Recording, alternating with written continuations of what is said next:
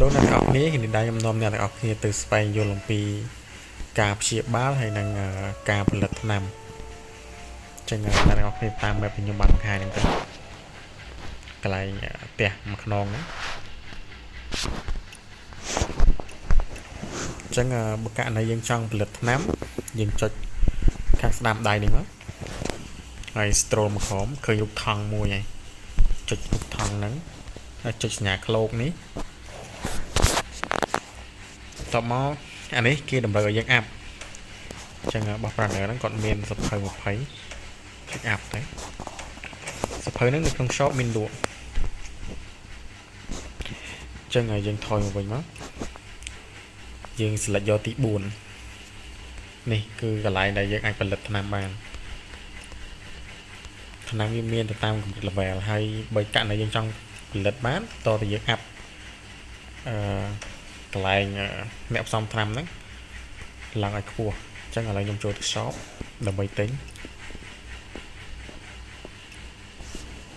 យើងចូលមក shop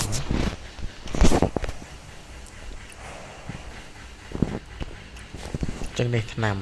យើងទិញទាំងអស់មកទៅ500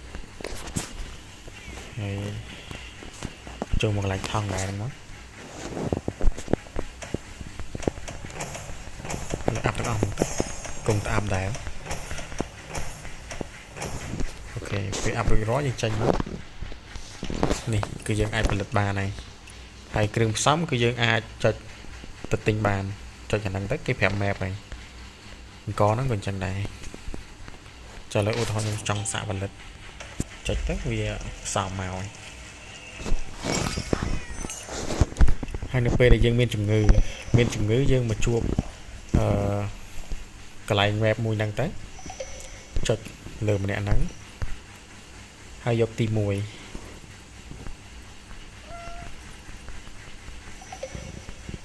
ចឹងបើករណីយើងមានជំងឺយើងយកទី1ទៅ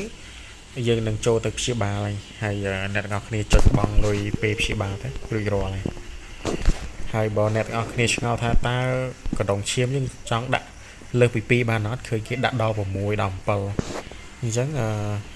យើងអាចធ្វើបានយើងចូលមកកន្លែងដដែលហ្នឹងមក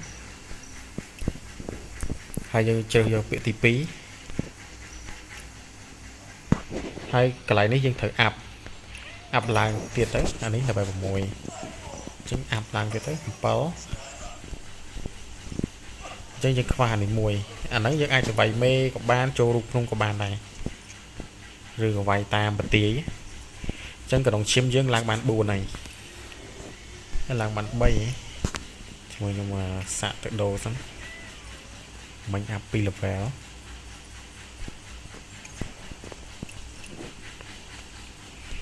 ចាំឡើងសាក់ដូរដាក់កណ្ដុងឈាមទូចចឹងឥឡូវយើងបាន3ហើយដាក់បាន3ហើយ